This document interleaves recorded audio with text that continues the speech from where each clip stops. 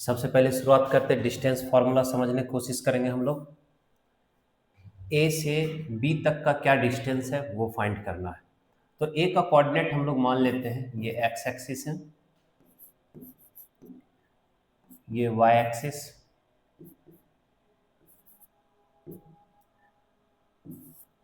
ए से बी के बीच का डिस्टेंस फाइंड करना है। ए का कोऑर्डिनेट मान लेते हैं x1 y1 और बी का कोऑर्डिनेट x2 y2। तो ए को जब हम लोग, ए पॉइंट एक्स एक्सिस पे कितने यूनिट दूर होगा ओरिजिन से, x1, और ए पॉइंट वाई एक्सिस के और कितना होगा, y1। बी पॉइंट x के तरफ x2 यूनिट और y एक्सिस के तरफ y2 यूनिट। इसको थोड़ा सा एक्सटेंड कर लें, ये सी पॉइंट। यहां पर ए बी सी एक राइट एंगल ट्राइंगल बनेगा, A B C right angle triangle. हम लोग डिस्टेंस फार्मूला डिराइव करने का कोशिश करेंगे इसके मदद से। तो सबसे पहले ये समझ लेते हैं AC डिस्टेंस कैसे फाइंड होगा। अच्छा, AC इसको मान लेते हैं P है और ये Q है। AC जो है वो PQ के इक्वल होगा। तो PQ कैसे फाइंड करेंगे, तो ये x2 यूनिट है, x2 में से x1 माइनस कर देंगे तो बच जाएगा PQ और वही AC के इक्वल हो जाएगा। BC कैसे फाइंड करेंगे, तो y2 में से y1 माइनस कर लेंगे, BC फाइंड हो जाएगा। तो in triangle ABC according to Pythagoras theorem AB square equal to AC square plus BC square. बहुत आसान है, ध्यानपूर्वक देखते रहिए, सब कुछ समझ में आ जाएगा।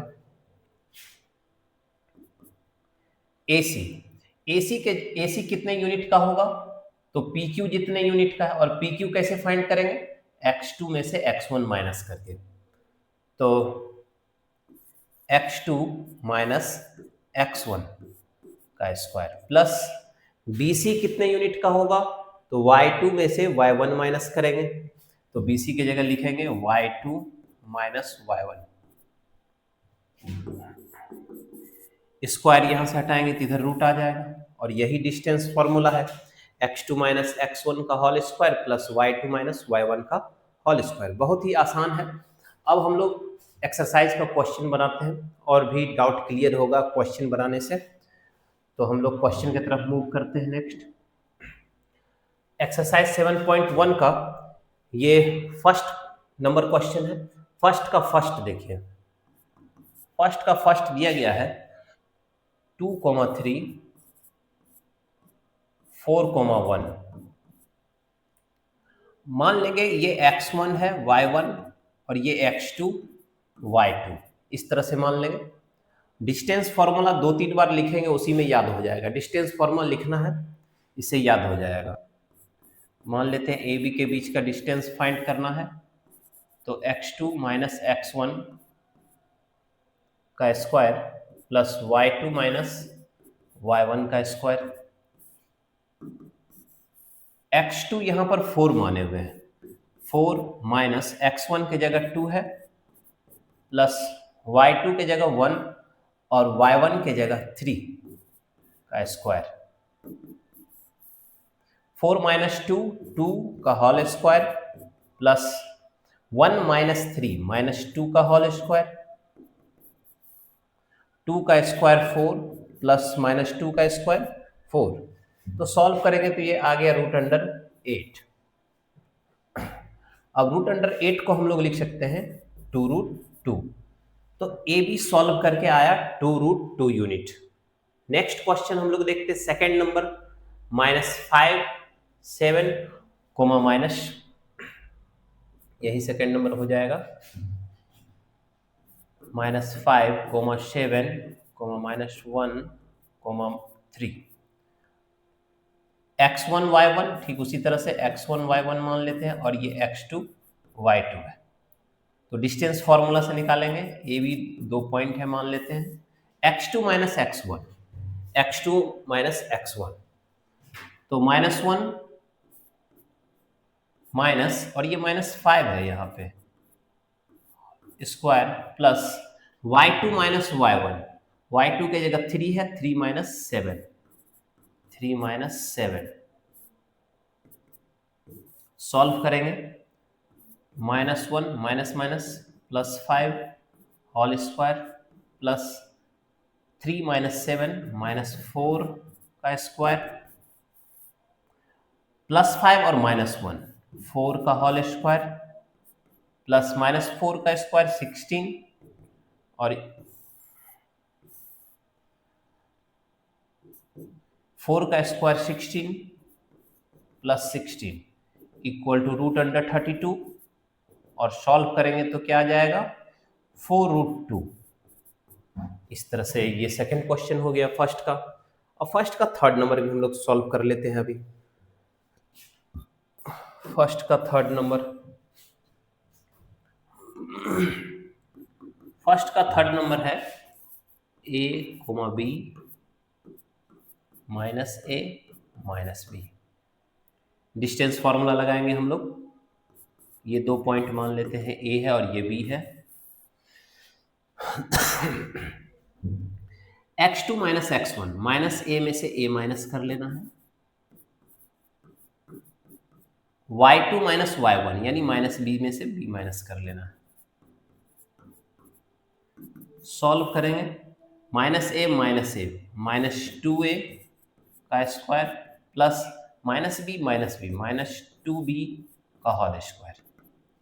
यहाँ -2 का स्क्वायर हो जाएगा 4a स्क्वायर और प्लस 4b स्क्वायर।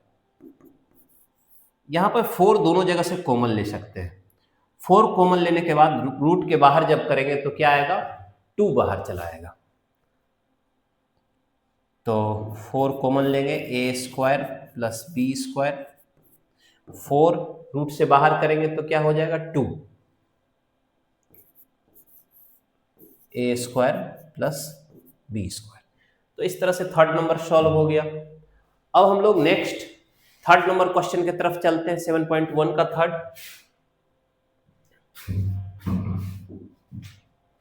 नंबर की तरफ बढ़ेंगे हम लोग। तो सबसे पहले बुक्स NCERT बुक से क्रॉप कर लेते हैं। जो एप्लीकेशन है सिग्मा एकेडमी, इसको आप लोग डाउनलोड कीजिए और यहाँ से भी NCERT बुक तक पहुँचा जा सकता है। तो अभी हम लोग इसी के यूज से निकालेंगे। हाँ, क्वेश्चन नंबर थर्ड है, determine if the points 1, 5, 2, 3 and -2, -11 are collinear. Collinear points किसको कहेंगे? व्हेन 3 और more than 3 points lie on same linear is called collinear. जैसे कि मान लेते हैं A, B, C, ये 3 पॉइंट्स हैं। A का कोऑर्डिनेट दिया गया है 1, 5, B का कोऑर्डिनेट दिया गया है 2, 3 और C का कोऑर्डिनेट दिया गया है -2, -11। अब ये तीनों कॉलिनियर है तो एक स्ट्रेट लाइन पे आना चाहिए। अब यहाँ पर A B plus BC equal to AC होगा। AB plus BC equal to AC। तो AB सबसे पहले हम लोग फाइंड करेंगे। AB डिस्टेंस फॉर्मूला से AB तो x1 y1 मान लेते हैं, x2 y2, 2 में से 1 माइनस कर लेंगे स्क्वायर और 3 में से 5 माइनस कर लेंगे, 3 - 5 का स्क्वायर। सॉल्व कर लेते हैं इसको, 2 - 1 1 प्लस 3 - 5 -2 का स्क्वायर, 1 प्लस -2 का स्क्वायर 4। जब इसको सॉल्व करेंगे तो आएगा √5। इस तरह से AB सॉल्व हो गया। अब नेक्स्ट हम लोग BC फाइंड कर लेते हैं। बहुत ही आसान है डिस्टेंस फॉर्मूला, धैर्यपूर्वक आराम से देखते रहिए, सब सीख जाइएगा, आसान है ये। BC तो BC x1 y1, अब x2 y2 इसको मानेंगे, -2 स्क्वायर प्लस -11 माइनस और y2 की जगह 3 है यहाँ पे, 3 का स्क्वायर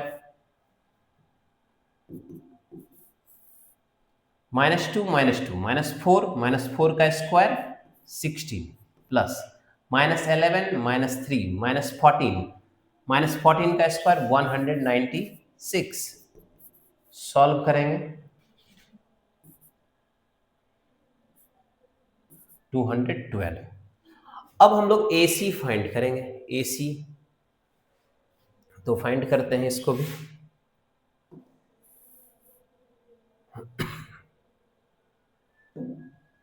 AC फाइंड करते हैं। AC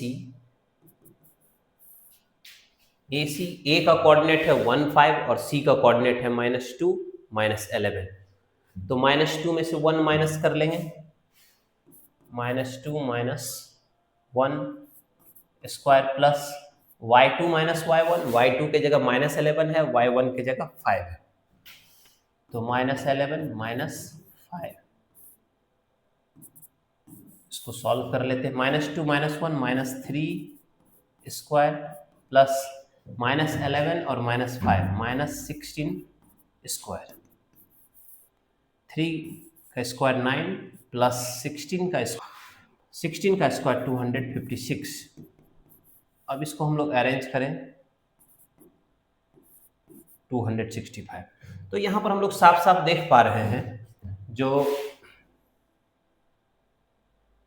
हम लोग यहाँ पे साफ साफ देख पा रहे हैं, जो AB और BC का सम AC के इक्वल नहीं हो पा रहा है। AB plus BC does not equal to AC, क्योंकि AB तो √5 है, BC √212 और AC है √265। और इस दोनों को ऐड करने पे AB और BC को ऐड करने पे AC नहीं आ रहा है। तो ये जो पॉइंट है ABC are non collinear, collinear नहीं है। नेक्स्ट हम लोग देखते हैं अब क्वेश्चन नंबर 4। तो क्वेश्चन नंबर 4 इसमें दिया गया है, check whether 5 - 2 6, 4 and 7, -2 are the vertices of an isosceles triangle। Isosceles triangle किसे कहेंगे? तो वैसे ट्रायंगल जिसका दो साइड इक्वल हो उसको आइसोसेलेस कहेंगे। तो ठीक है, हम लोग कोऑर्डिनेट लिख लेते हैं 4 नंबर का क्वेश्चन का। 4 नंबर क्वेश्चन का कोऑर्डिनेट है, ए मान लेते हैं दिया गया है 5, -2, बी 6, 4 और सी 7, -2। अब हम लोग चेक करेंगे इसको, जो आइसोसेलेस ट्रायंगल है या नहीं है। ये क्वेश्चन नंबर 4 अब हम लोग समझेंगे आइसोसेलेस ट्रायंगल है या नहीं फाइंड करना है। तो AB सबसे पहले फाइंड करते हैं, √x2 यानी 6 -5 का स्क्वायर प्लस 4 माइनस और -2 है यहाँ पर 6 - 5 1 का स्क्वायर, 4 माइनस प्लस 2 √1 4 + 2 6 का स्क्वायर 36 प्लस 1 √37। बहुत आसान है। अब नेक्स्ट BC हम लोग फाइंड करेंगे। BC √7 - 6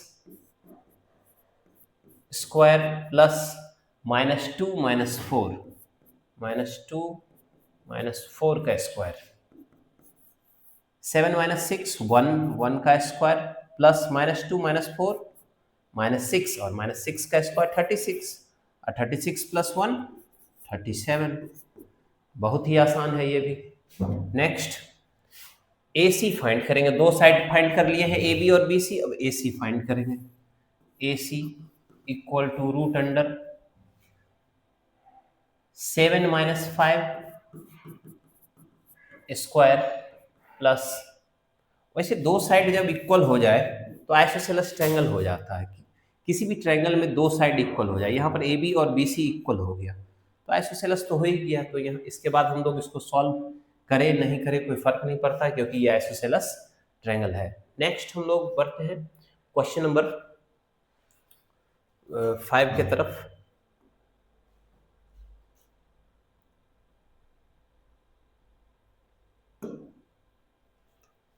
क्वेश्चन नंबर 5, हाँ ये क्वेश्चन नंबर 5 ये है कुछ। In a classroom, 4 friends are seated at the point A, B, C, D as shown in the figure. Champa and Chameli walk into the class, and after observing for a few minutes, Champa asks Chameli, "Don't you think ABCD is a square?" ये जो ABCD है, ये check करना है क्या ये square है। तो इसमें दिया गया है ABCD एक क्वाड्रिलेटरल ABCD। ए का कोऑर्डिनेट है 3,4, बी का कोऑर्डिनेट है 6,7, सी का कोऑर्डिनेट है 9,4 और डी का कोऑर्डिनेट है 6,1। चेक करना है ये स्क्वायर है या नहीं। स्क्वायर कब होगा? जब चारों साइड इक्वल हो और डायगोनल भी इक्वल हो। जब किसी क्वाड्रिलेटरल का चारों साइड इक्वल होता है तो वो रोम्बस, और यदि दोनों डायगोनल आपस में इक्वल है तो वो स्क्वायर हो जाता है। तो हम लोग सबसे पहले साइड फाइंड करेंगे, ए बी फाइंड करेंगे। ए बी तो 6 - 3 का स्क्वायर प्लस 7 - 4 का स्क्वायर, 6 - 3 और 3 का स्क्वायर 9 प्लस 7 - 4 3 का स्क्वायर 9, तो ये रूट अंडर 18। तो रहने देते हैं रूट अंडर 18। ए बी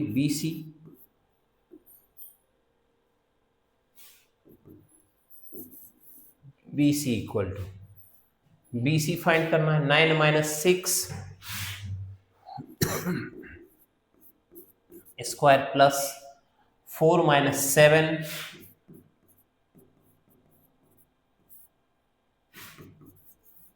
9 - 6 3 का स्क्वायर 9 प्लस 4 - 7 तो -3 का स्क्वायर 9 प्लस 9 18 BC हो गया। अब हम लोग DC फाइंड करेंगे। DC तो DC फाइंड करते हैं 9 - 6 स्क्वायर प्लस 4 - 1 9 - 6 3 का स्क्वायर 9 हो जाएगा यहाँ पर। 4 - 1 3 का स्क्वायर 9, तो ये भी रूट अंडर 18 होगा। तो DC भी फाइंड कर लिए। अब हम लोग फाइंड कर लेते हैं AD फाइंड कर लेते हैं हम लोग। रूट अंडर 6 - 3 का स्क्वायर प्लस 1 - 4 का स्क्वायर, 6 - 3 का स्क्वायर 9 प्लस 1 - 4 -3 और -3 का स्क्वायर 9, तो ये भी रूट अंडर 18। यानी यहाँ पे चारों साइड इक्वल हो रहा है। ए बी भी रूट अंडर 18 है, BC भी रूट अंडर 18 है, DC भी रूट अंडर 18 और AD भी रूट अंडर 18। जब चारों साइड इक्वल है तो ये निश्चित ही रोम्बस है। अब स्क्वायर है या नहीं ये चेक करने के लिए हम लोग क्या करेंगे, तो इसका डायगोनल डिस्टेंस फॉर्मूला से फाइंड करेंगे। यदि डायगोनल भी इक्वल हो गया तो ये स्क्वायर है। तो डायगोनल इसका फाइंड करते हैं। तो पहला डायगोनल AC फाइंड कर लेते हैं। AC equal to root under 9 - 3 square plus 4 - 4 का स्क्वायर, 9 - 3 6 का स्क्वायर 36 और प्लस 4 - 4 0। तो ये जब सॉल्व करेंगे तो 36 का रूट होने पे 6 यूनिट आ जाएगा। नेक्स्ट AC तो फाइंड कर लिए, अब DB भी फाइंड कर लेते हैं। DB equal to root under 6 minus 6 square plus 7 minus 1, 7 minus 1 का स्क्वायर। 6 माइनस 6 0, 7 माइनस 1 6 और 6 का स्क्वायर 36 और 36 का रूट करेंगे तो 6।